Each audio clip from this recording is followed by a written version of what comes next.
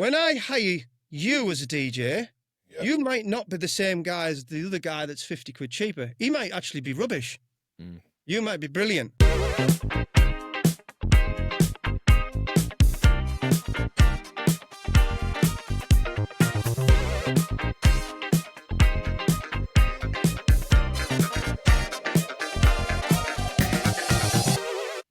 Johnny boy! Hey, buddy. I'm good, man. Welcome to the Groove Junction, everybody. Welcome back. And if it's your first time, welcome on board. We are the Groove Junction. My name's DJ Matty F, and I am here alongside my co-presenter, the main man himself, Mr. John Colley. Everybody. I'm good, man. I'm really good. We've got a really good episode tonight for our listeners that we are going to record for them. And it's going to be available on all the podcast providers, on YouTube and Spotify video player. If you want to go and watch this absolute top trump. I'm going to say it's a top trump of podcasts. And we've had a fair few top trumps recently.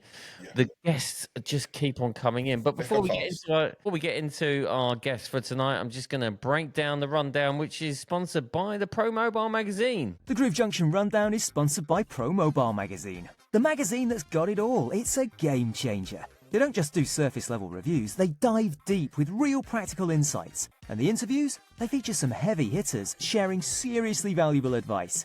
But it's not just about DJ gear. They cover everything. Marketing techniques, and even the latest tech trends like AI, which is super relevant right now.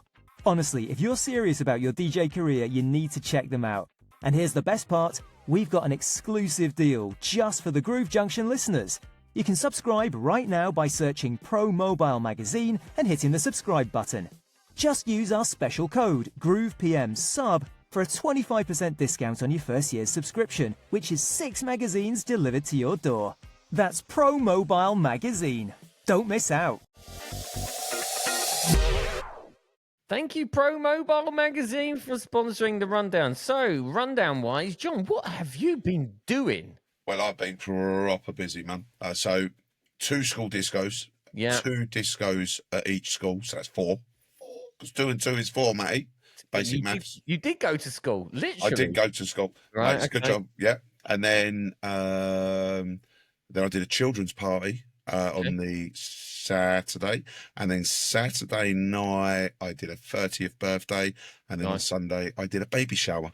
So yeah, full on week, man. Full on week. Lovely. Yeah, it was good fun. All of them were good. Lovely. Yeah. What about yourself?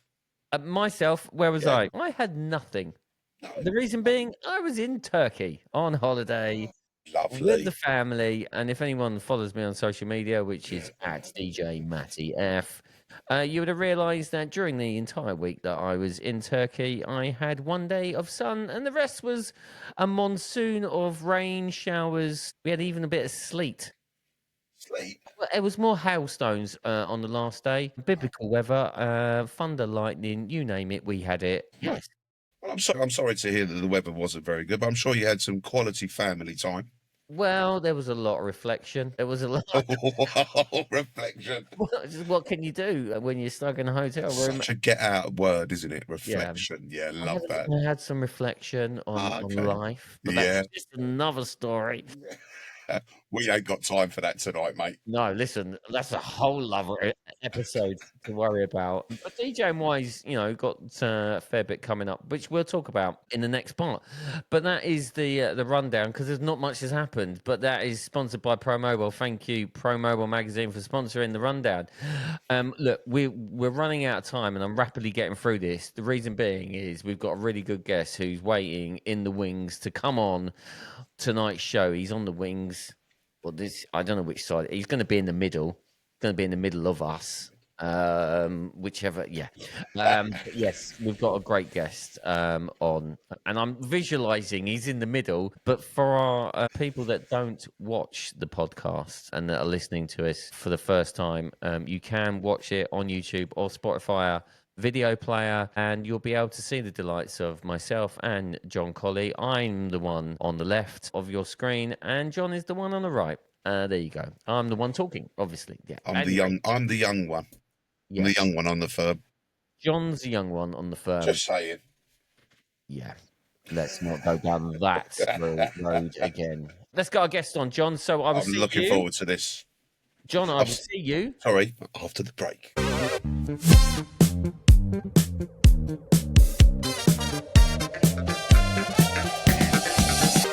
So please welcome to this week's The Groove Junction our very special guest. It's Mike from Phase 1, everybody. Wicked. There he is. Do I have to applaud myself?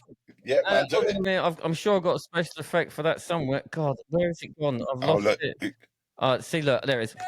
There it is. Oh, thank you.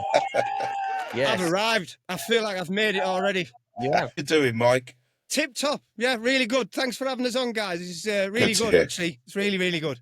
No, Good this stuff. is perfect timing, Mike, and I'll get into the reasons why it's perfect timing. But thank you for joining. As our listeners know who have been listening to us, we like to spread the knowledge with our guests from all parts of the industry, that is the DJ community, whether it's club DJs, whether it's mobile DJs, whether it's producers, writers, male, female, whoever. And today we've got our first retailer from yeah. the DJ community on our show. So, Mike, thank you very much. And I hope I'm not the last. Well, I'm hoping you're not the last either. Yeah, it would be good. So, thanks for joining us. You're welcome. On this episode, Mike, there's loads of questions that we want to get into with you about your journey and where you are currently now. And the reason why we're having this conversation is because we've made it perfectly clear from our involvement with the Pro Mobile Awards and Pro Mobile as a magazine, is that you've featured in there quite a bit, and this year you have won for the fourth time the DJ's Retailer Shop of the Year from the Pro Mobile readers, which ultimately you must be buzzing about first and foremost. Ecstatic. Absolutely ecstatic. I mean, I'm going to be totally honest with you here now. So, yeah, I've won it 4 times. We're not going to go on about it too much. No. You know, yeah, they're too much, but I've won it 4 times. Yes. I think the first time I probably stole it. The second time I winged it. Okay. Fourth time, I'm going to be straight up with you. There's no way on planet Earth are we the best shop. I'm just going to put this out there, right? Okay. Because I'm going to come on here today and nobody likes to show off. No. And That's why there's no John way, said- you know, I know the shops in the UK. Yeah. I know their businesses. I know the size of their businesses. I know what they offer. And, you know, I don't class other retailers in our industry as my competition. I really don't. I'd rather work with them. And those that know me and that I have worked with will 100% guarantee that they would agree with that. And what we're going to talk about today, I am no expert in at all. These are all just things that I think. And I invite anybody who wants to come and talk to me about retail, come and talk to me. Tell me, no, Mike, you were wrong on that because it should be like this. And you know what? Absolutely, I will absolutely listen. So my own ramblings in this interview, we'll see how we get on. But just going back to the award. Yeah. So I don't think that we are the best shop. We're not the biggest by any shadow of imagination. I don't have the biggest range. We only have one shop. There's only actually 2 people work at the shop. There's me and my better half, who's not here. She's in the living room. Nice. And I literally wrap and pack and deal with every single sale that we do. Every single one of them. So what I will say I am is the most successful best one-man band. There you go. 100%. That's got to And be I'll worth an also award, say, isn't it? That one. if there was a prize for enthusiasm and love for this industry, I would win it hands down. You know what, Mike? You sound so. I don't know what the word. What's the word? You've won the award. You've won it. I'm just gonna get on the phone to Pro Mobile now so they can change the name of the award for next year. You're going to need a bigger shop, Mike, to get to put all these trophies on your shelf. You know that, don't you? Well, I'm thinking about getting a cabinet. There we go. Not surprised. You know what I mean? I'm not surprised. The reason, so going back to the reason why we really wanted you to come on the show was purely your acceptance speech that you did. You did a video recorded acceptance speech because you weren't actually down in the New Forest to collect it personally because it's a long way from up north in the northeast of England where you are down to the New Forest down towards the south coast. So you did an acceptance speech, video message, and it really hit a chord with us because there has been some stuff that's happened and has been documented with other retail shops that have struggled. Some have folded because of it. And you did we'll get into the nuts and bolts of the acceptance speech in a little bit, but that was one of the main reasons why we wanted you on, because this is a crucial time. I think anyone would think before, just after the pandemic would have been a crucial time, which it was, don't get me wrong, but I think now coming out of that the other side, the industry's also then changed and evolved again, that some retailers are hitting that. But before we get into the depths of that, shop started from family business. Your dad ran the shop back in the very early 80s. You were a part of that. You got into DJing, and then you've sort of moved and progressed the company into where it is now. So just bringing that up to speed. So what happened for you from sort of pandemic period to get you to where you are now, and obviously getting the success of the Pro Mobile Awards, etc. from that point? Yeah, well, the business started in 1981, and we actually started off as a record shop, selling 7-inch vinyls. The DJs used to come in the shop and buy all the vinyls, and my dad had a mobile disco. Nice. And he had several mobile discos, and I would say at one point, he'd be putting 20 jocks out on a Saturday night. He was a busy fella. But the world was a lot different place then, and I was a kid. I was like 11-year-old, and I used to help out in the shop a little bit. I had a little job on Darlington Market selling some records on a Saturday, and then I got a bit older, and I started DJing. I would DJ for my dad. I did some mobile work for him. Then I realised that I wanted to go off and do some more club and bar work, so I did a lot of that on my own. And then I was also, of all things, through the day when I left school, I was a butcher. You were. So I've worked in retail all of my life. And then one thing or another, I did a few. I was a butcher. I went off, run a bar with my wife. Came back to Darlington, and my dad was ready for retiring, and he just said, "Do you want to take it over?" And I went, "Yep, it just needs rethinking."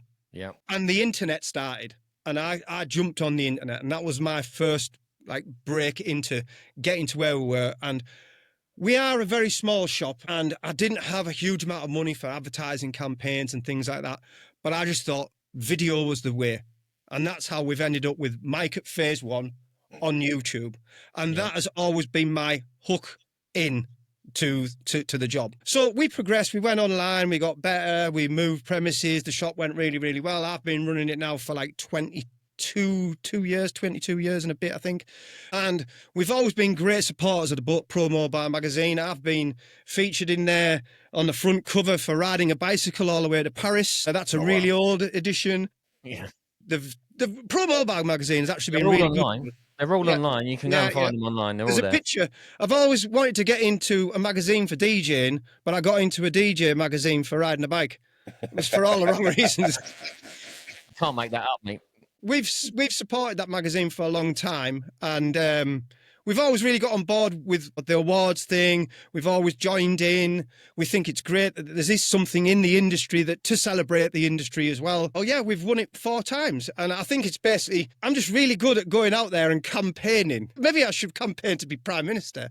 Wow. I can get I my think you probably do a campaigning better and my job. voting bit really well. So we've won that, and it's been brilliant to be recognised for that. I'm really actually very, very proud of it as well. Very proud of it. Should be. So you should be. Yeah. I mean, it's an achievement. I mean, back in the 80s to where we are now, you've been in Still going. Yeah, exactly that. Which this is one of the things why we wanted to bring you on, is because you're still going strong as well by the sounds of it. So for all I'm shouting about retail at the minute, and it's like, oh, it's the end of the world, and you've all got to start supporting retail. Phase One is as good as it's ever been, if not, in its strongest position it's ever been. So this is not me in panic mode going, everybody come and help Phase One. I just think in general, we've got to start thinking about the retail industry, because it is hard. It is so hard. And I think that came across in your acceptance speech. I think the first line of your acceptance speech was, I think I speak on behalf of all the retailers out there. So to me, it just goes to say you're not a selfish retailer that's only thinking about your own business. You are thinking about the retail sector within our industry as a whole. Absolutely. And if you like, you are the voice of that for us. And this is why we got you on the Groove Junction, Mike, because you've got a lot to say on with and any of those retailers that are out there that will watch this and watch that acceptance speech and they want to get in touch with me to come and talk to me. Well, I'm all ears, because I think, I've seen it get smaller and smaller and smaller and shrink and shrink. I'm just going to show you something. I've been picking a few bits out. Do you remember these guys? I can't lift it up slightly more. Yeah, hard to find records catalog. Yeah, okay. Yeah, these were huge, and when we think back, that's like 2007, right? They were a huge concern, and yes, they're disappeared. And you know what? There's probably loads that have disappeared since then. And I just look at the amount of shops that there is now, and it's getting smaller and smaller. But this goes for the high street in general, wouldn't we agree? Yeah. And I do think there's quite a few. Some of it is we're to blame. Some of it, the customers are to blame. Some of it's the suppliers are to blame. And I think what's really causing the problem at the moment is all these little pressures coming from all different sides are really starting to make it more and more difficult. And we've seen some fallers of late, and let's face it, if someone like go out there and say Bax DJ, huge, turn over millions and millions of pounds. I imagine the people behind that are a damn sight cleverer than what I am, right? And they can't make it work. And which is quite worrying. And we've seen other. I was as a DJ, I was a really big fan of Hard to Find Records. I used to buy a lot of records from them, so I was kind of gutted to see them go. Even though you could say, but they're your competition, mate. You want rid of your competition. I think our industry is small, and I think it needs it's no good just wiping out. I don't want to wipe out the competition and just be it all on thing. So if all Bax's customers turned up on my doorstep tomorrow, I'd make a right ass of it. I couldn't do it. So I'm happy doing what I'm doing. This is why I'm not anti other retailer. I'd rather work with them. And I want to work with them. And I think we'd be better for it as an industry if we did all work together a lot more. Do you think that obviously you yourself, you're very open. What you're saying that you don't see anybody else as a competitor, but do you see that the other retailers? Do you think that maybe their attitude isn't the same as yours, and that may be one of the reasons why they're declining? Maybe, but don't get me wrong. This attitude of mine's not making me grow, neither. So this is not the answer of making me grow. I think there's been so many changes in retail in the last, I don't know.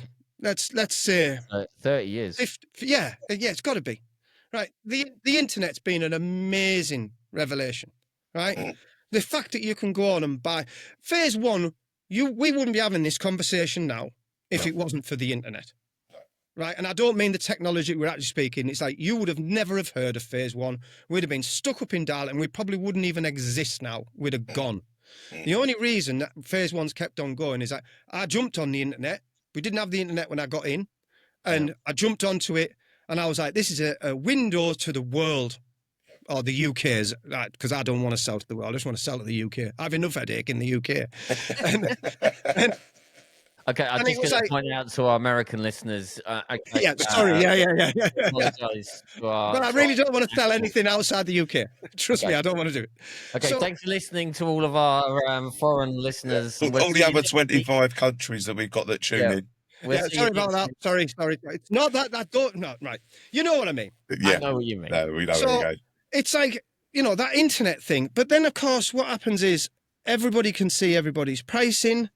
Everybody's very competitive, and it seems to be between the retailers, there's an internal race to the bottom. And this is exactly how it is for DJs and gig work. This is exactly what we're talking about. So everything. So that's really interesting you say that. And sorry to interrupt the whole race to the bottom from a retail perspective, because that is massively what's happening from more so. Yeah, I would say from all angles of DJing, like club, mobile gigs, it's like literally, what can you offer? Oh, can I get it cheaper? And it's literally that, and it's folding down. Everybody wants a deal. And you know what? Whenever I'm shopping for something, I want a deal. I want the best price I can get. If I'm searching for, I don't know, one of those, I'm going to go into Google and do what everybody does. Yeah. You know, so I'm not blaming anybody. I'm not saying, oh, all you customers are terrible because you're not paying enough money for your stuff. We are, as human beings, this is what we do. Yep. So that pressure, because now you couldn't do that before. So when there was no internet and you walked into the local disco shop and he said, that smoke machine's 45 quid. It's It was just 45 quid. Whereas like now you walk into the shop, I've seen this on the internet. Can you match it? Yeah. And I get it. And you know what? We do try and price match wherever possible. We do. We turn some down, and sometimes when we turn, I've learned not to get upset about it. Yeah. I always say to the customer, thank you very much for giving me a chance. Thanks for the opportunity, but this time you have me beat. Yeah. It does happen. It does happen. So that's just one, I was saying there's lots of little pressures from all over. That's one little pressure that's been great for Mike at Phase 1 to be able to get his shop out there to the UK. But one little pressure and it's great that all the other shops have been able to get their stuff out to the UK because you open your laptop and you can shop where you want. And that's great. But the fact that now you as consumers are far more information. You are looking for your best price. But hey, I do it. We all do it. I'm not against it, but it is one of them little pressures on retail. And this won't just be Mike at Phase 1's problem. This will be the bookshop down the corner, the shoe shop, everywhere. It's the bike shop or whatever it is. I think it's just retail in general. So the double-edged sword of the internet. One side is really good because I get out there and everybody knows who Phase 1 is now. The other side is I'm really going to have to be very, very conscious of my pricing now. So that's a pressure. One of the other pressures I would say would be is, so you got the pressures of the price, and the pricing isn't everything. But one difference we've got against you, we talk about the race to the bottom with the DJ against the retail. Difference is with you guys are providing a service, and it's not the same wherever you buy it. When you go and buy a pair of Pioneer headphones, whether you buy them from me or anyone, providing they actually arrive, they're the same pair of headphones wherever you get them from. Yeah. When I hire you as a DJ, you might not be the same guy as the other guy that's 50 quid cheaper. He might actually be rubbish. You might be brilliant. And that's where you in the service industry, because I class it as you're a service, I'm selling a product. Service industry, you've got to go on your own merits of what you believe you are worth. And I've said this before, if I was asking somebody to come and build me a brick wall, I'd say I'd go and get 3 builders and get 3 prices. Now, the guy that comes along and goes, I'll do that for 50 quid, I'm like, okay, that's cheap. And then there's a guy comes along and it's going to be like 500 quid. I'll be like, whoa, that's expensive, but I don't like the sound of the 50 quid now either. You know what I mean? Because I'm like, he's obviously a cowboy, but you're a bit on the rich side, and then you get that third price and it falls in the middle somewhere, and so if the third guy comes on and goes, well, I'm going to be like 450, yeah, you're probably plumb with the 450. You wouldn't do the 50 quid guy, would you? No. You wouldn't do it. So think of yourselves, I always try to say to the DJs, you know what you are worth, how good you are, and don't price it. And a cheap price puts me off, especially on a service. If you come in really bang low, I'm like, is this guy going to turn up and do the job I want? Well, there is, You are absolutely, just to stay with that point, you are absolutely right. And this is one thing we've talked about in this podcast quite a few times, actually, is about what's your worth. And your price is your price. And it is. We as DJs have got to increase that price because of the service we're laying on. If you are taking X, Y, and Z and bringing all of the gear and putting on that service and putting on that show, then you should be charging that price of what it is. Absolutely. The stuff that we're buying from you as retailers isn't cheap, and that should be reflected in the prices that we should be putting out. And it shouldn't be that race to the bottom of going, because the reason there is that race to the bottom is because we enjoy what we do, and we want to be doing it every weekend, and because we enjoy doing it. And that's the problem, that we've found ourselves into this spiral that's now got out of control, where people are going, well, I'll go out for 150 quid because I really want to go out, and it's Really want to a go night out? Yeah, out, and I I get that, like yeah. doing it. I'll be honest with you, Mike. I'll go out for 50 quid just so I don't have to watch telly with the wife, to be fair. Do you know what I mean? I know I'm worth 600 quid, but... And that's the reason, Mike, we're in this hole right now from the DJ. Mike, I want to step back a bit, if I may. You're talking about you jumped on the old internet, the World Wide Web. You jumped on that to get Phase One out there. Now, you've said it's been a great help and a great benefit to Phase One and yourself and all of that. Is there a downside to it? Is there a hindrance side of the internet now? Because obviously, when we went into lockdown, shops shut down. Amazon went through the roof. Things like that. So, internet shopping. Oh, don't get me started on Amazon. Oh, here's another conversation. You can tell the Groove Junction's still unscripted, can't you? My beer fridge is just down here. I might have to crack a beer open in a minute. We've already started. Yeah. The lockdown. Yeah. For instance, during the lockdown, we suffered quite badly. It wasn't a good time for us, just like it wasn't for all of you guys, and basically you guys are my customers, so you're not working, you're not spending money. The home market kept us going a bit. So I was, at that point, I had 2 members of staff, my wife and me, but actually they're all furloughed and I was the only one going to work. And across the time of COVID, we ended up losing the 2 members of staff, so now we're back down to just Mike and Julie, the dream team. And it was a really, really difficult time. But then when it opened up, it was great. So while we were in lockdown, thank God I had a website, because the home users were buying, and it kept us ticking along. Didn't do brilliantly, but it kind of kept the lights on, you know? So it kept the lights on and kept us going. But then when it opened up, we went through a bit of a boom, because all the wedding venues, we're doing 5 weddings a week, not 2. Which means you guys were flat out busy and you hadn't really bought any kit for 2 years. So we saw this like big lift. As soon as it all got unlocked and everything started happening again, it was a great lift. And do you know what?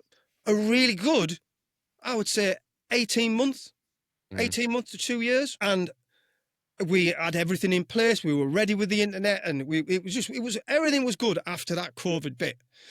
But it's like what I think has happened now, where we've hit a bit of a lull, and this is where we've lost a few more people along the way, is I spoke to some other retailers that went mad, not DJ retailers, people like, because my website provider sells websites to loads of different types of businesses. And some of the businesses they were dealing with went through the roof. Hot tubs. Everybody wanted a hot tub. You know, it's COVID, right?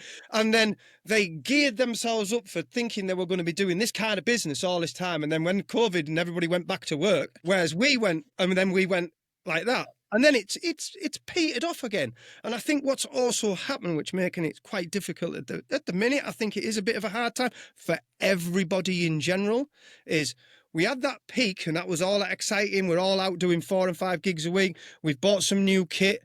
And then we've had, coming from the other direction, we've had the credit crunch. We've had your cost of living crisis and all of these things. And then you've got to that point and then them gigs started to peter off. And you were actually, do I need, this year and last year, do I need them new speakers? I bought them just after COVID. Things have dropped off a little bit and my shopping bill's gone through the bloody roof. Yeah. So everything's getting squeezed. And I don't think that's just happening in our game. I think that's in general, general. But yeah, so out of COVID, brilliant. During COVID, awful. But it is a depressing thing. And I won't be alone on this. I know I won't be alone. Is, again, I'm still paying for COVID. And I think we are as a nation. For instance, somebody said to me, I think it was Mark, when the first lockdown, they shut the pub on my birthday. Oh, really? I like going to the pub. That's rude. I love the pub, right? So I'll always remember it. And somebody said to me, hey, Mike, it's 5 years since the first lockdown. I went, Jesus, is it? Bloody hell, where's that gone? 5 years. Then I said to my wife, because she looks after all the finances, this business Phase One does not work without her. We'd have been bankrupt years ago. Yeah. I'd spent it all on records. Right? And I said to my wife, Julie, I said, Julie, that COVID loan, that must be nearly done now. You know, that because we took a bounce back loan to keep us going. And we were one of them companies that we needed that. I owed lots of money out, and I got that in and paid everybody. And I was like, phew, everybody's paid. You know, nobody's knocking on my door. And I said, oh, Julie, 5 years. That'll be about over now, is it? She went, no, mate, you've got another year to go on that because you didn't start paying till 12 months in when it was all finished. And I was like, oh, yeah. So 800 and something quid comes out of my bank account every month. And I now just look at it and go, I'm still paying for COVID. Yeah, and that bloody hurts. You know what I mean? So it was a rough time for everybody, though. It was for everyone. I can't say poor Mike. It was poor everybody. You know, so we had good bits, bad bits. You know, so when we came out, we were good. You know, in the middle of it, we were bad, and we're all still paying for it So as a nation. You talked about those pressures from all different angles in relation to economy, recession, etc., etc. Have you found that obviously the import stuff from your main suppliers, it's has that caused starting to, I think it's that, especially on the lighting side. I know we see a lot of cheap stuff. I mean, a lot of products that we sell come from China. We can't get away from that. Yeah. A lot of the lighting, and I sell a lot of lighting, you will see that Parkan or that moving head, and it's the same one from 20 different brands. Somebody's gone out of China and like put a badge on it, basically. stamped up? And you know what? The products that are coming out of China now, they never used to be good. They are now. They've got good at making it. When it first came out, they were awful. And I've been selling this stuff for 20 years, and I've seen it get better and better and better and better. Over that 20 years, I've seen them get better at making this stuff. There's no two ways about it. But what I have noticed of late is, you know, just go and buy your stuff directly from China, and it'll arrive in 4 weeks or whatever it is. And that is now starting to be another one of those pressures. So I've been talking about we're getting pressures from all sides. There's another one that someone's just squeezing me and going, yeah, go, Mike, you know, we can get our stuff directly from China. And I'm seeing it. And because I'm into lighting, my social media wall is full of advertising of stuff from a foreign country, importing it themselves. Yeah. And I'm like, you know, we've got to start taking notice of this because, you know, I know we could say, and I'll tell you what, we'll use, let's just, for example, we'll say, I do a famous amount of business with, a fabulous amount of business with ProLight, who do all the Equinox range. Come on, guys, we know that stuff's come from China. There's no two ways about it. You know, they've gone out there, found these products, they're getting them made, bringing them across. But then all of a sudden, then you'll see, I don't know, Fred's Lighting from China, and he's directing it, and it's the same product. Yeah. But what we've got to realise is, from a service point of view, it's better coming from us. Yeah. When you, and it goes back to me acceptance speech, and I know everybody wants a deal, and this is where I'm conflicted, because I'm that guy that will look for the deal as well when I'm shopping for things for me. So I'm like conflicted on this one, because it's like, I understand why you would be attracted to buy that moving head for £200 from China instead of £249 from Mike at Phase One. Yeah. It's the same product, Mike. I get it. Yeah. As much as it pains me, I get it. But what we've got to start thinking of as a nation of consumers, because we are all consumers, is once I send that money to China, it's never coming back. It's never coming back.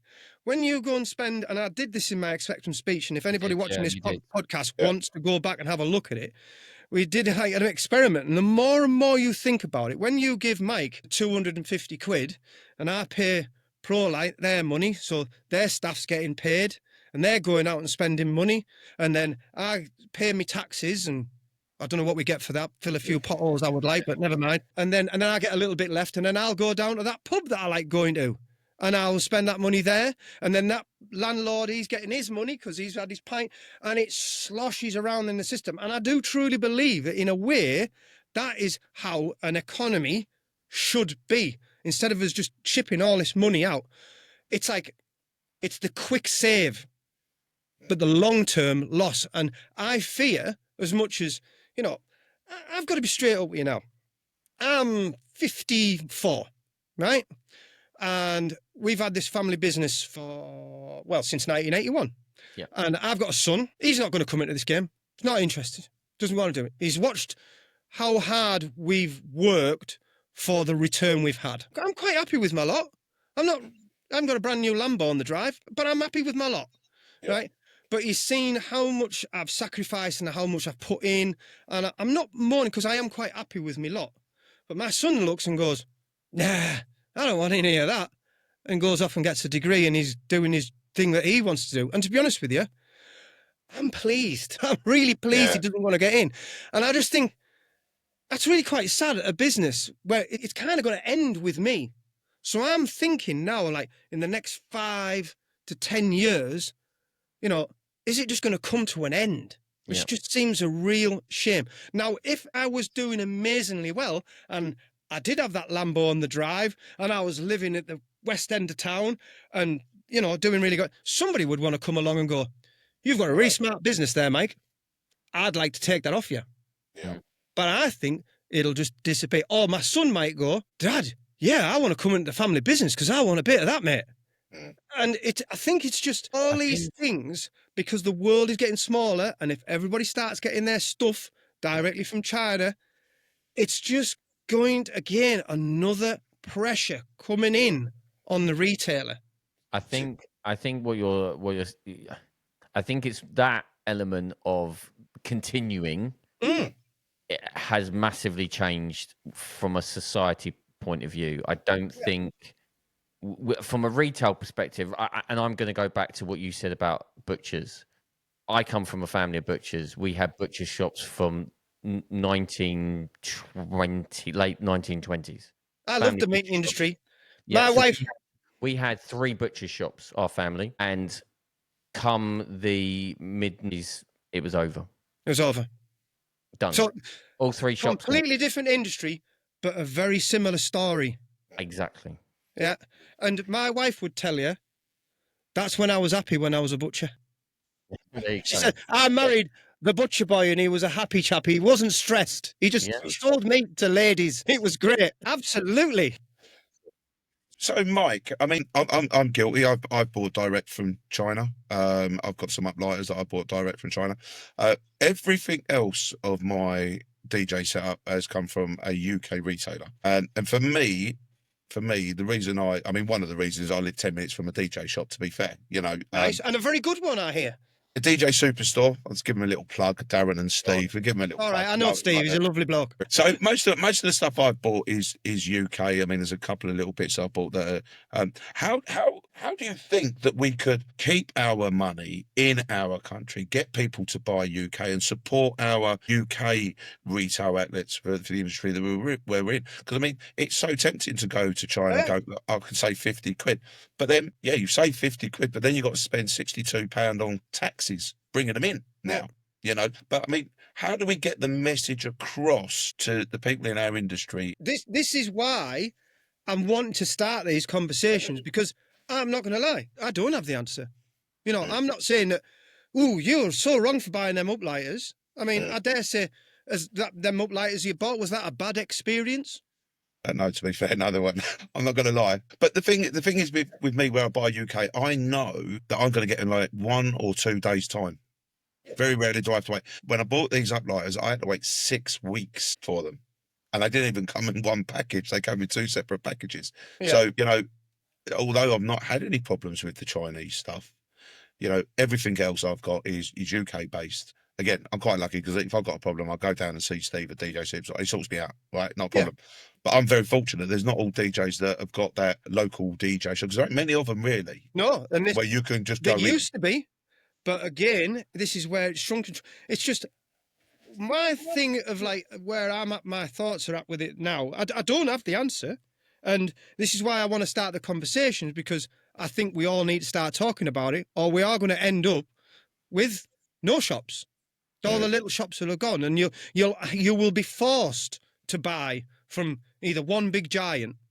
And I mean, let's face it, this has happened with Amazon. Right. In Darlington, now it's a small town, market town. I'm not quite sure what the population is, but do you know in Darlington, we're going to talk about Amazon now. And again, you can't buy a guitar string for your guitar in a 15-mile radius of Darlington, which is insane, right? And that means there used to be several guitar shops, several music shops in the area. They have all gone. And I've got friends in the music instrument thing, and I was like, maybe I should start putting a few guitar strings on the shelf, just as a bit of a thing. We're not turning into a guitar shop, but I just thought it was a real shame that guitarist snaps a string on a Friday and he can't sort it out. And I went to a big supplier friend of mine, and I said, can you do me a trade deal on some guitar strings? I just want to dip my toe in. I'm really not thinking I'm going to make a lot of money on it, and it's just going to be a bit of a service thing that I can have thing. He says, well, mate, the only problem you're going to have is you are literally going to make no money at all. And I was like, really? He went, yep. Even if I give you them at trade, you're going to make no money at all. You're probably going to need to spend about $3,000, because guitarists are a funny breed and they all want certain things. They want certain brands, and if you haven't got all the brands, they're not going to interest. And you know what? I was like, yeah, whatever, mate. And I managed to get hold of some cheap guitar strings. And we had one or two people come to the shop. Oh, have you not got an Ernie Ball? Whatever one of them is. It's a brand of guitar strings, by the way. And I'd go, no, we don't do them. No, I only use them. Or only use Slinkies. I only use this and that. And I was like, right, my mate was right. I need to have the full, the $3,000 of guitar strings on my wall at any one time. But I knew from what I was looking online to buy, to like what they would sell at, I was literally making no money whatsoever. And I was like, no wonder them guitar shops and the worst selling strings have gone, because everyone buys their strings on Amazon. Yeah. And a lot of the suppliers of those strings and the brands actually sell direct to Amazon. And that is happening a lot as well. Right. You can buy DJ equipment on Amazon that is not being supplied by DJ shops. It's being supplied by the manufacturers. B&Q even have a DJ This is the thing. now. This is another one of those. Should we go back to it? Another one of those pressures that's pressurizing. So all the things we've talked about, where I keep coming back and go, there's another little niggle. It's another little nip that's really starting to hurt. B&Q. Yeah, you can buy stuff. Yeah, the garden centre now doing DJ stuff. Yeah. Only online, but yeah, absolutely. I didn't even know that. And this is, it's insane. And I understand that the distributors we're all chasing the money. They've all got their targets to hit. They've all got their numbers to hit. These sales guys, it's their job to sell into the shop, to like, oh, we can sell a load into Amazon. We can sell a load into Currys and Comet or wherever it is they're going. But like, man, I don't think what happens is it just dilutes it out even further. There's only ever going to be so many of these things sold. Amazon, I think, is the devil, as far as I'm concerned. And I've been told loads and loads of times that I should be selling on Amazon. We used to sell on eBay, but eBay started taking control of their customer service. So it got to the point where I could not communicate with you, the customer. I had to do it through their stupid system. And I found that I couldn't look after the customer as well. So I sacked eBay off as well. And do you know what? An eBay customer and an Amazon customer is not my customer. Because I've said this again a million times. If I go down the pub and I see someone in a nice jacket or I got a nice hat on, well, where'd you get that, mate? I got it on Amazon. You didn't get it off Fred's baseball caps on Amazon. You just got it off Amazon. You don't give a stuff about Fred's baseball caps shop that's on Amazon. You're an Amazon customer. And another thing I can't understand as well, as an industry, again, shopkeepers like me, we have done this. Why would you want to give your customers to Amazon? Why would I want to take my products and give them to Amazon to sell them in their shop window or B&Q or wherever it is? Why would I want to give them to them? So then I'm basically giving them now my customers. Why would I want to give my customers? And I have watched other retailers do it. So again, another one of them little pressures. But but here I tell you what, I've bought things off Amazon. So We all have it. I'm conflicted again. Yeah. I'm conflicted. If you said, have you never bought anything off Amazon, mate? I go, well, actually, I have. My wife's got an Amazon account, and I'll go, can you get that on there? No, order me one of them, and I've done it. Yeah, no, Because but that's not DJ equipment, is it? no, That's no, not within. no, I mean, that's absolutely, probably like absolutely not. toothbrush. I've never really bought DJ equipment. I just go and shoplift from my own shop. Well, that's very true. But no, from I've got an Amazon account. John's got an Amazon account. I've never brought DJ equipment from Amazon because It's all there. and I know it's there. All but there. I don't trust it. Yeah, I think you hit the nail on the head there, Matt. It's the trust element. I don't trust looking at a picture for me to go, yeah, I don't. Yeah, because if I get it, it comes to me and then, it's the wrong thing I needed, or it's not what it says it was going to be, and all this But, sort of. come on, let's admit, Amazon, their returns policy, they don't give us stuff. You can just send it back. Yeah, you can, but I mentioned it on a podcast a few weeks ago. In fact, we mentioned on last week's pod about equipment that we purchased that was a complete failure. And for me, and this comes down to you, Mike, and not saying that I brought it from you because it was a failure, but if I'd have watched your review of the lights that I purchased, I would have never purchased them. I purchased them looking at them going, oh, they look really good. They would go really well in my setup, and just went out and brought them. Yeah. And then afterwards, I did the whole bit of due diligence, and then started looking, and then found your review on those lights, and was like, do you know what? I think I made a mistake. Yeah. I think I made a mistake. And this is what I'm coming back to here, in the sense of, and we're going to move into your YouTube side of things, and the production, as well as your reviews of the products that you sell, and how valuable that space is for you as a retailer. I can't do that with the Amazon stuff. Yeah, I think it's the only thing that I've nearly feel like as a retailer I've got left, right? And going back to the Amazon, suppliers selling direct on Amazon, and all these other platforms that are out there, and we've seen DJ equipment in the likes of Curry's, we can see DJ equipment in the likes of Argos, and I think I know everybody's chasing them sales, and all these companies need to sell stuff, but I think that they've leaving the grassroots DJ shop to go and put things in places like that is not good, because let's face it, when you see social media posts for, with all the shops, the West End DJs, DJ Superstar, Bop DJ, these are the guys that are doing the videos, like Phase One. We're all doing the videos. We're getting behind the product. And do you know why? Because we actually live and breathe DJ equipment like everybody else. The guy at Argos hasn't got a bloody clue. No. Okay. It's just another box on the shelf. Yeah. It's just another box on the shelf. Where someone comes into me, and I'm sure it's the same in a lot of the DJ shop places. I get customers coming to me and they'll go, oh, Mike, I want one of them. And I'll stand there going, no, mate. You don't want that. This is what you want. I have talked myself out of more sales than I've ever. I'll never be a millionaire. That's the thing. Honest Mike is my problem. Mike, I don't know how you've survived, to be honest. The way you're talking right now. I don't know how I've survived. In fact, it's Mrs. Mike. Mrs. Mike's the one keeping Mrs. Mike that keeps the job going. But we're here to advise you. Was a perfect example of this woman walked in the shop and she said, I've got an autistic child that's really, really loves music and he wants to get into DJing. And I was like, great. What you need is this controller here. It was just a DJ controller. I said, this is the best thing ever. It's perfect for what you want to do. Oh, no. I don't want one of them. I've had 2 of them already. And I was like, right? Yeah, we've got them from Argos. And I was like, okay. Yeah, they were faulty. Both of them. And this product that they're talking about has an amazing track record for not being faulty. I just know it's a great product. And I said to the woman, I said, I don't think that was faulty. I just don't think you've had it set up correctly. What happened when you went back to Argos?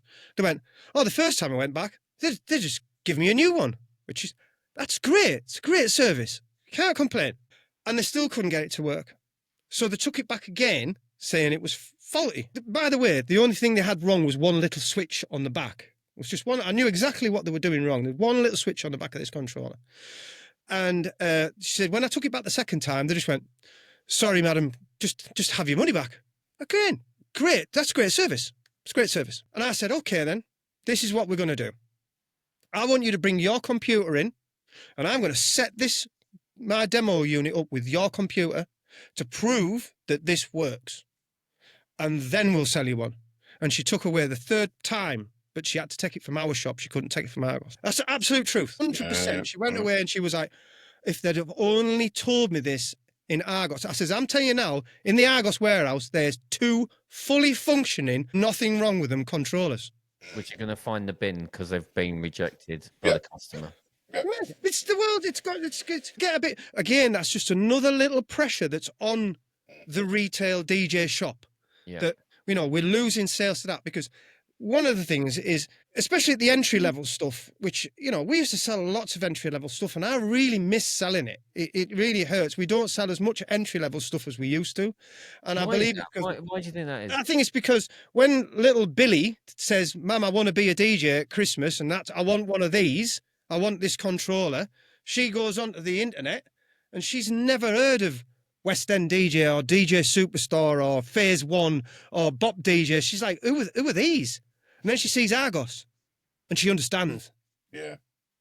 So we really, what we need to do, we need to start educating, more educating, like the parents and all that as well. Because it's guys like me and the other retailers that we've just all spoke about there that are really, really passionate about it, and they understand, and they generally want to help.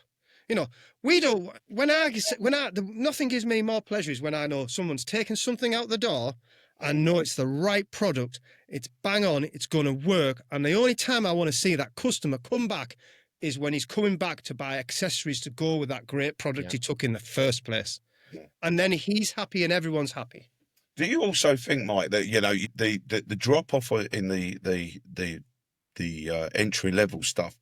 Let's be honest. When we was in lockdown in COVID, all of a sudden we've got 20 million bedroom DJs.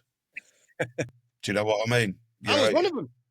Yeah, but that was the thing. And I think this is one of the problems we DJs, the way we've been DJing 20 odd years. When we come out of COVID, we're battling with these DJs. I've been DJing in my bedroom for like 6 months. I'm like, I'm Judge Jules's right hand man or whatever. I don't think you're competing with them at all. Absolutely not. I would strongly disagree. I think, especially the mobile DJ, especially the guys at your level and a lot of the customers, at my pro customers, everyone's a DJ. We know the term. Oh, everyone's a DJ now, because music is so accessible. Mm-hmm. Yeah. It never used to be. When it was like this, it wasn't as accessible. Now that you can have Spotify for $5.99 a month, you have got access to so much music that's not all necessarily good, by the way. No, that's true. It's because there's too much. There's too much. So I think those DJs that have done a bit of live, and you know what? I'd like to encourage them more than anything. I'd like to see them mixing and I've seen some really talented young kids that are really good on the skills, but they don't transfer across to being a great wedding DJ. No. Absolutely not.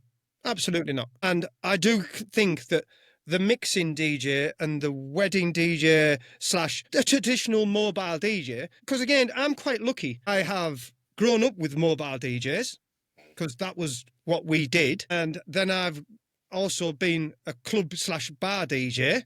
And I've done the cool side of that. And I've also done the cheesy side of that, the 70s nights in flares and all the rest of it. So I have a very good understanding of all different types of DJs.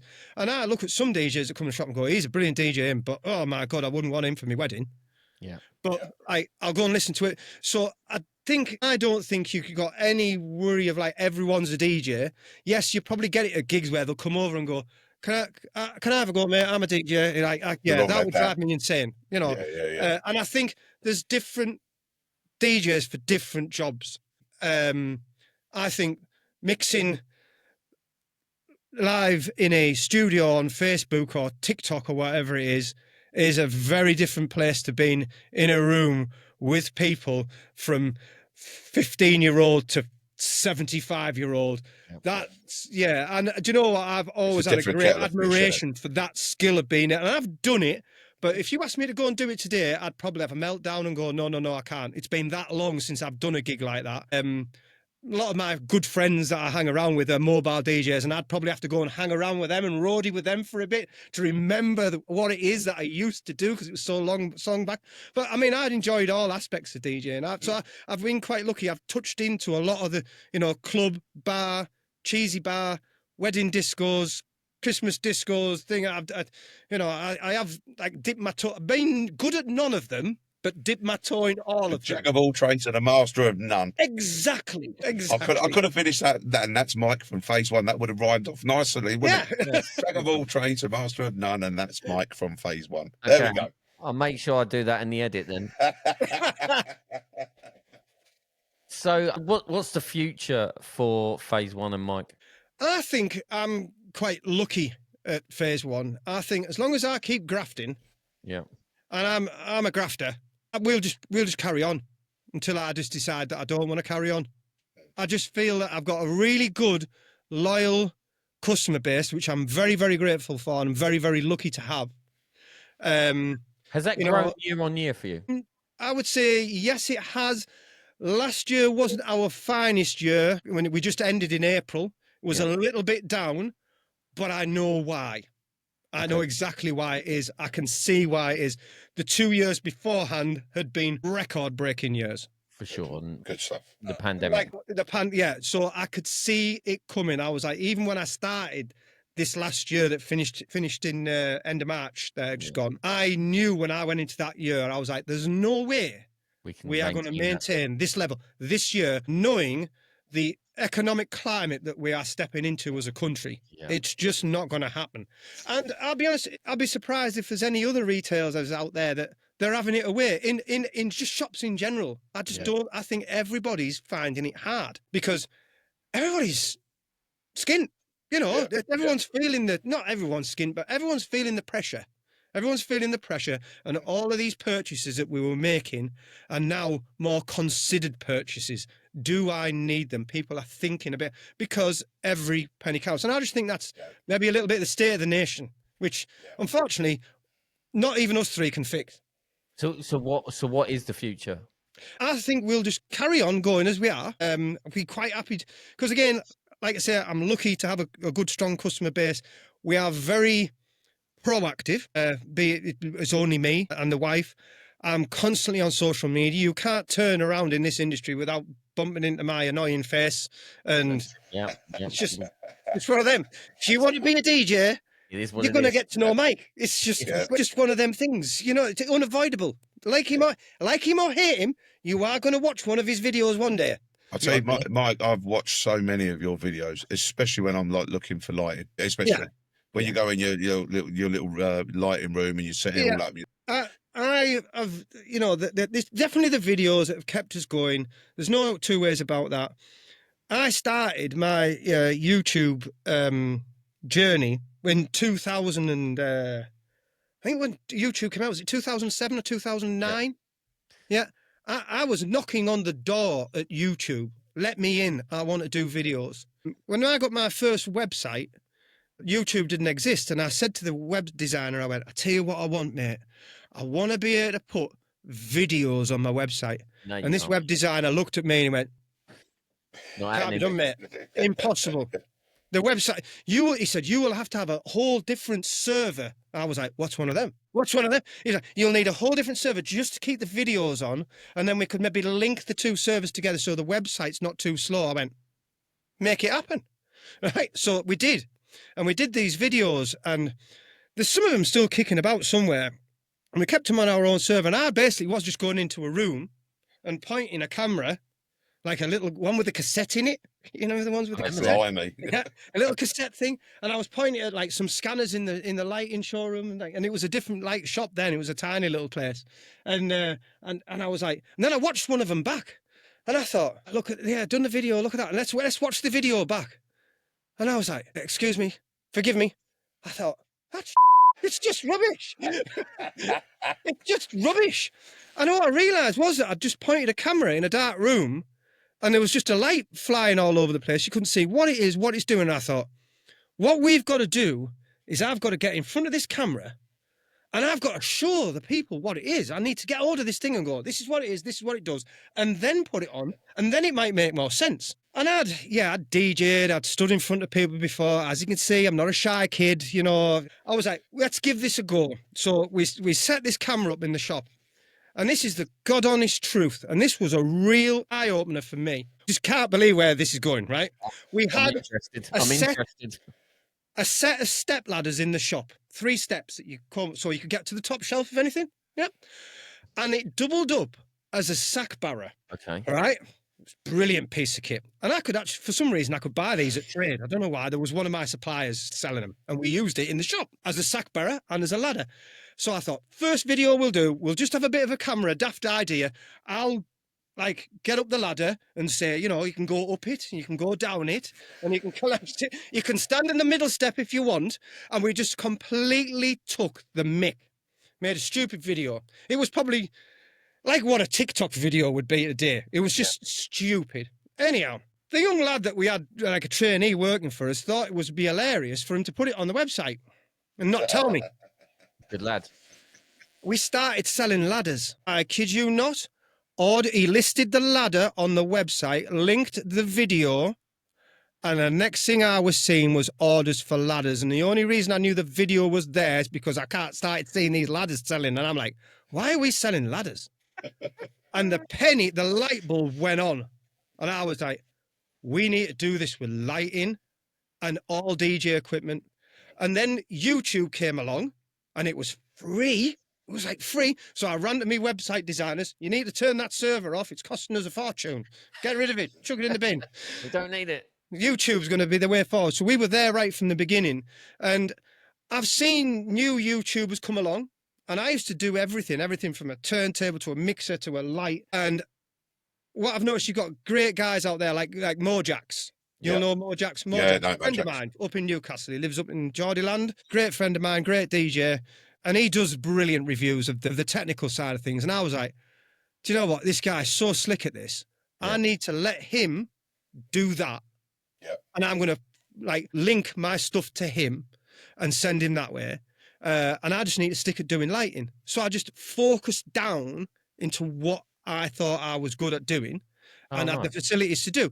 And then me and Chris Mojax became friends. And he was like, I've often thought about doing some reviews on lighting. He says, but every time I turn the internet on and look at lighting, I just see you. And I'm like, yeah, you need to keep out of my space. Yeah. You do what you do, and I'll do what I do. And we'll all get on famously. That's it. And so I think that will continue because there's no two ways about it. I like doing the videos. I do enjoy doing the videos. They're quite difficult to do. Not difficult. They take time.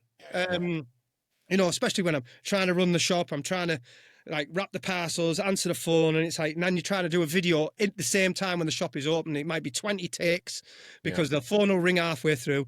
And I do it on a very simple thing. All the stuff's just filmed on a phone, just dead easy. It's great. You can just point and shoot. And I think because I'm quite happy going along with that and there'll always be new product coming out, I think I'll always have an audience and my audience is linked to my shop and I think I'll be able to keep it going. When I decide that want to retire and pack in, I don't know. I think it'd be quite sad. I'd be devastated just to turn the lights off on the shop and go. Yeah. I think it'd be really sad. I think it'd be really sad for me to go, I'm going to turn that off now. And of course, we've said that, you know, I don't see my son definitely 100% not coming into it. I think he's seen a lot of hard work for not enough return. It doesn't excite him enough on that side of things. And I just don't think the industry is in such a strong place where someone's going to come along and go, like what you've been doing there, Mike. Can we take that over from you? And nothing would please me more, but I really just don't see that happening. So I don't really know what the future is. It's as long as I've got the energy to keep on going, it'll just keep on going. Because as much as I've said, it's all doom and gloom for retail, we're not in a bad place. We'll have good years and bad years, just like every retail business will. Yeah. So, Mike, right, we are slowly but surely running out of time, Mike. But being in the retail and your passion for lighting, is there anything that we mobile DJs what do we need to keep our eye open for? Do you know anything that's coming our way? He's always after a I, tip. I just need to know. No, because he's got an itchy pocket that's got money in it potentially. Well, I haven't spent anything since Christmas, so I'm just there's something good coming. I'll be honest. I can't think of anything that's on the horizon that you won't already know about. I don't know. Try me. Honestly, no. I really don't think. I know what I'd like to see. Go on. So, if anybody's listening out there that wants to go make this for me, right? What I would love to see in this industry, especially in lighting, we all talk about battery stuff now, don't we? Yeah. Yeah, battery uplighters and battery lights. Now, I don't think that our industry's got the battery thing right. We get it to work, it comes on, it's a light, but you can't hot swap batteries like you can a drill. So if you go and buy a Milwaukee drill, you know that battery pack is going to fit into that light and to that light. So when I was doing some DIY this week, I had a drill and I had 2 batteries.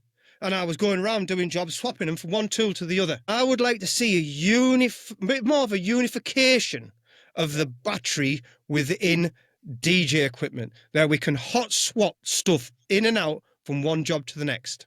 That's what I'd like us to follow suit a bit like a Milwaukee, like tool brands. They have their batteries, don't they? You know how that works. I would like to see that. The same battery for the drill, for the hedge trimmer, for the lawnmower, for the whole. Yeah, I get. Yeah. So if you had a dozen lights and you had 6 uplighters and a couple of moving heads or some power or whatever it was that you knew that just in case one of them failed, you've got a spare battery in your bag. Just go straight in, Bosch. Straight in, Bosch. Doesn't matter which fixture it is. Yeah, I would love that. And I think that would be an absolute game changer. Right, quickly, let's get the old patent pending and all that going, shall we? Yeah.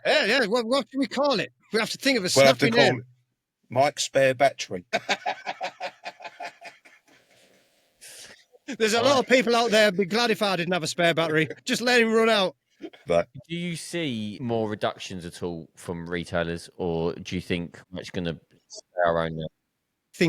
I think you'll see. I think it's going to become a smaller group. Yeah, I think it is. I think it's difficult. I don't think anybody's particularly having it away. No, like steaming away. I mean, some guys out there they're doing really good. I mean, like for instance, like Bob DJ, 3 stores. I think that's admirable. I think it's absolutely fantastic to have 3 physical stores in this day of the internet. How they're making that work, I don't know, but they are obviously, which is great to see. So it shows it can be done. But I feel like because of all these little pressures that we've talked about, the guys that get to because there's a lot of like older people in the industry. I don't see any new coming through or them businesses continuing. So if I dropped down dead tomorrow or decided that like maybe I became ill and I didn't want to carry on working, unfortunately phase 1 would come to an end because it's not going to continue. And I think there's a lot of businesses that are at that age of business and I don't know whether they've got people to continue them.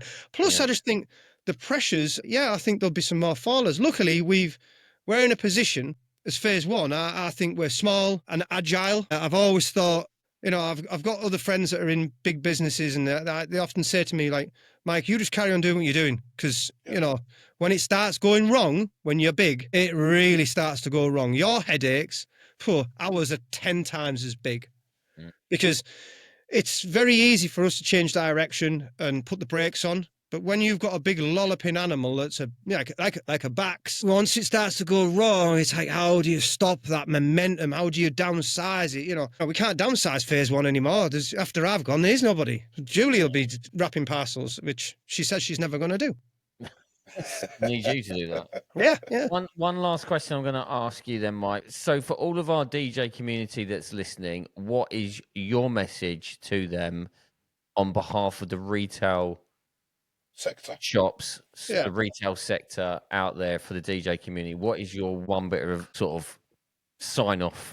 I understand. I understand. We all want a great price and a bargain. I want that. when I go shopping for whatever it is I go shopping for. So I totally get that. I just think, you know, if you've got a local shop, just go in and use it and talk to the guys. Just, it's I'm conflicted because I really understand why people go looking for the pricing. I get it. I totally get it. But, you know, before you start thinking I'm going to go and buy that from Germany or China or anything else, just think, you know, can I get this in the UK on a really good deal? And can I go and speak to one of the local retailers and see if we can get somewhere near it and let me keep my money and go to that guy and talk to that guy and make friends with the retailers? You know, when I see, if I get a customer, because not all my customers are physical customers that walk in the door. I have my online regular customers. And sometimes they'll come to us and they'll want a deal on something. And I will literally go, who is this customer? Is he just someone that's knocking on the door and chancing his eye? Or is this a guy? Oh, actually, he's spent a fortune over the last 10 years. This customer is a phase one customer and we need to do our absolute best for him. And, you know, and I can absolutely guarantee that all of the UK shops are run by people that really give a stuff about this industry. They're not just shifting boxes. It's not Amazon. They're not Currys. They're not Argos. They are shops that know they've got staff that are into it. They're just, you know, they're into it as much as you guys are into it. Yeah. Because you guys do what you do because you're into it. It's your thing. Yeah. And I think you'll find that 95% of the shops in the UK will be run by people with a very similar attitude. Yeah. 100%. Support our retailers, DJ community. You've heard it here first. Mike, thank you very much for joining us. I don't Thank you, think Mike. this will be the last time that you come on the Groove Junction, if I'm Oh, totally no, honest. we can talk about something else. Yeah, well, My technical abilities of setting up a microphone, for one, need some talking about. we won't go into depth That's a on free. that. That's a free part of that one. There was a few issues before we went live tonight, but we eventually got Mike all hooked up and he joined us for the podcast. Thank you for joining us, Mike. It's been an absolute pleasure. Thank you. And an eye-opener listening to how you got started and where you've been and the journey that you continue to be on. So I wish you well, but you are going to be back on definitely Keep up again. the good work, Mike. Yeah, Brilliant. absolutely. Thanks for your time, mate. Take care, Thank buddy. you. Take care.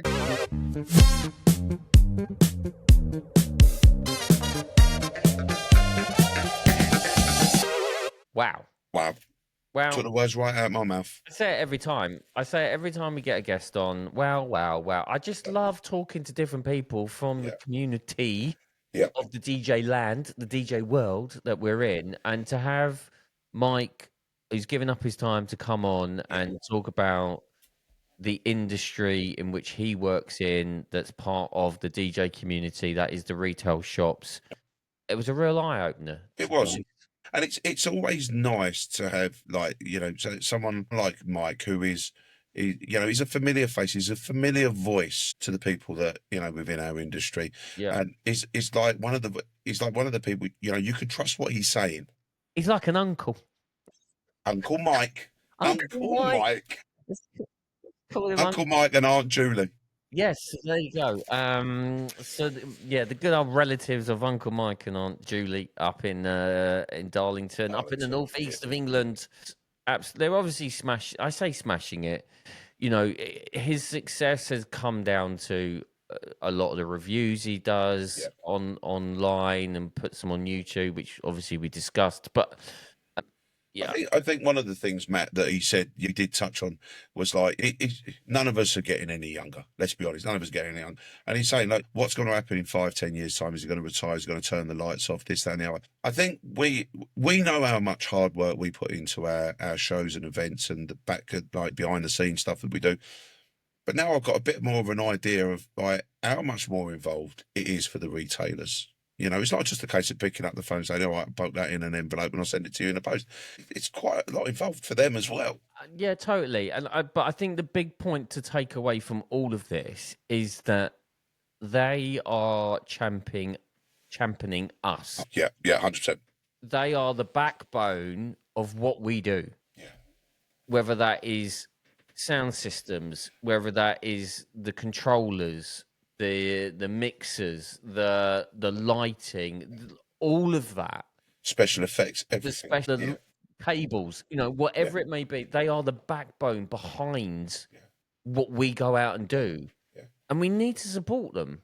And Absolutely. and the fact that you've got a shop near you. Yeah. I've been to a couple of shops. I've been to the shop near to you as well. But Yeah. I've not. Every time I go into a shop, I'm like, yeah. Like, where do I spend my Child in a money? sweet factory. Yeah, where do I spend my money? And not that I want to do that every time I go in the shop, but I think it's the fact that you can go and test out a light, or you can go and ask the questions about that light, or you can go and play with that controller and ask those questions about that controller and get that advice from somebody who is supplying us, and they are the backbone of what we do.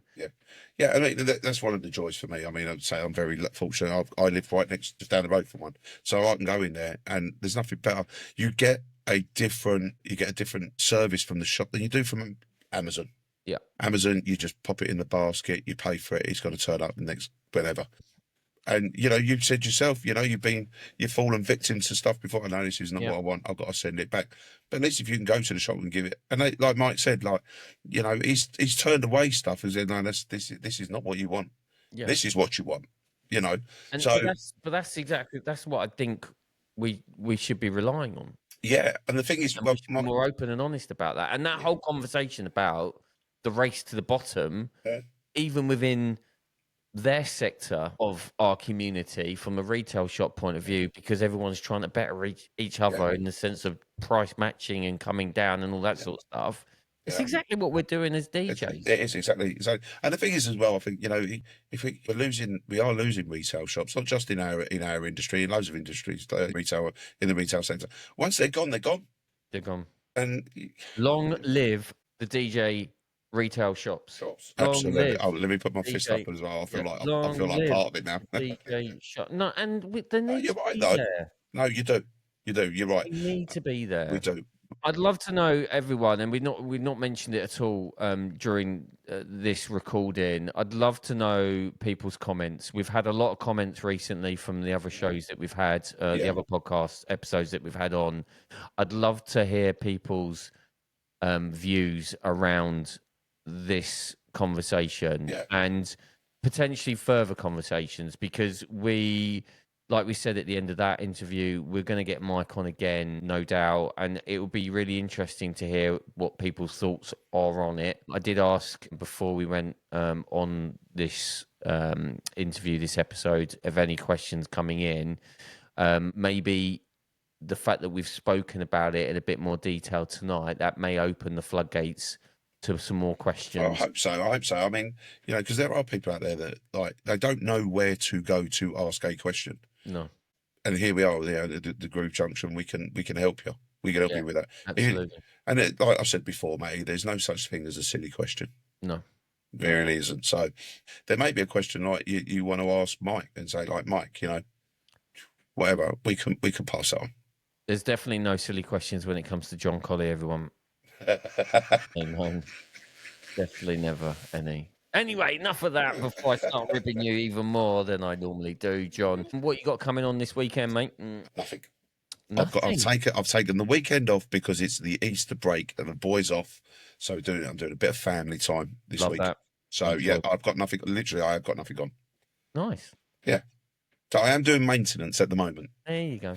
So I'm decharging all my Ape Labs lights. They need a decharge and a recharge. Doing that at the moment. But other than that, no, I'm literally not doing anything. Enjoy. What about you? You got anything up? Yes, back for another silent disco in Coventry Cathedral this weekend with two former guests from the show, DJ Just James and DJ Sophie Lou. I like both of them.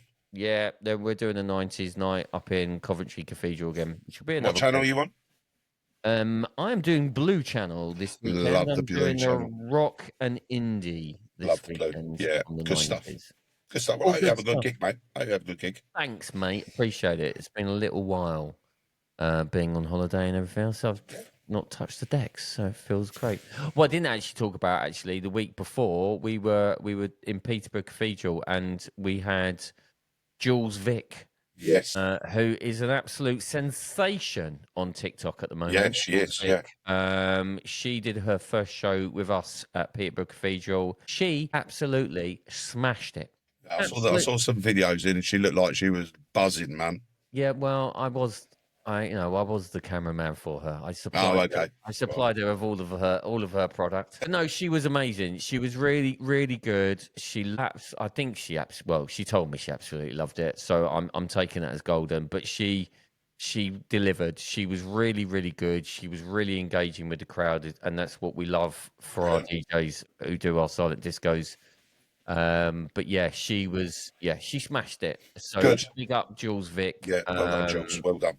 Yeah, she was incredible on an incredible silent discos night. Yeah, I just needed to mention that because I didn't mention that at the start of the episode because obviously I didn't do anything, but I did. I had a gig, and then the next morning I got on a plane and went to Turkey. But there you go. Yeah, there you go. But well yes, done. I needed to mention Jules because she absolutely smashed it. Wicked. Love it. Love Right, that. mate, I'm out. I'm done. I will see you same time, same place on the Groove Junction on our next podcast next week. I'd like to thank everyone for listening to this week's podcast, and also our special guest, Mike from Phase One, for coming on. It's been great. It's been another absolute cracker. We are on all your podcast platforms, on YouTube as well, and on Spotify, and you can search us as well on all social media platforms. Thanks again for listening. Have a cracker. See you later. Be safe, be lucky.